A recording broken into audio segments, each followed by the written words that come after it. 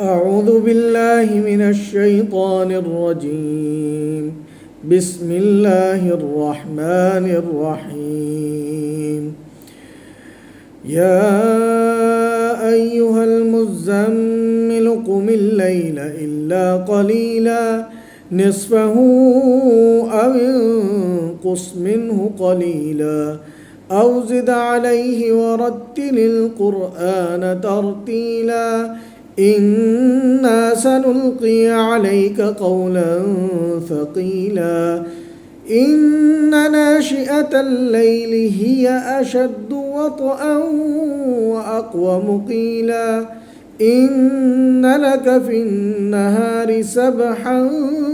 طويلا واذكر اسم ربك وتبتل إليه تبتيلا رب المشرق والمغرب لا إله إلا هو فاتخذه وكيلا واصبر على ما يقولون واهجرهم هجرا جميلا وذرني والمكذبين أولي النعمة ومهلهم قليلا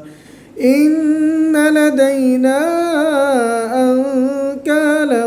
وجحيما وطعاما ذا غصة وعذابا أليما يوم ترجف الأرض والجبال وكانت الجبال كثيبا مهيلا إنا أرسلنا إليكم رسولا شاهدا عليكم كما أرسلنا إلى فرعون رسولا فعصى فرعون الرسول فأخذناه أخذا وبيلا فكيف تتقون إن كفرتم يوما يجعل الولدان شيبا السماء منفطر به كان وعده مفعولا إن هذه تذكرة فمن شاء اتخذ إلى ربه سبيلا إن ربك يعلم أنك تقوم أدنى من ثلثي الليل ونصفه وثلثه وطائفة من الذين معك والله يقدر الليل والنهار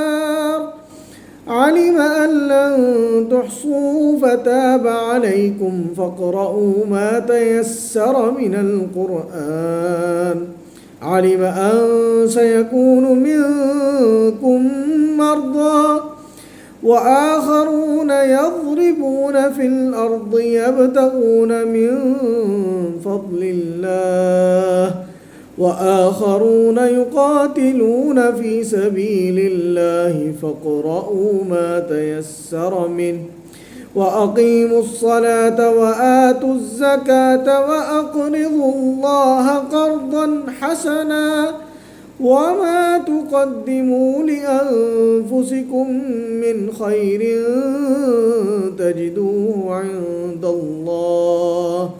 هو خيرا وأعظم أجرا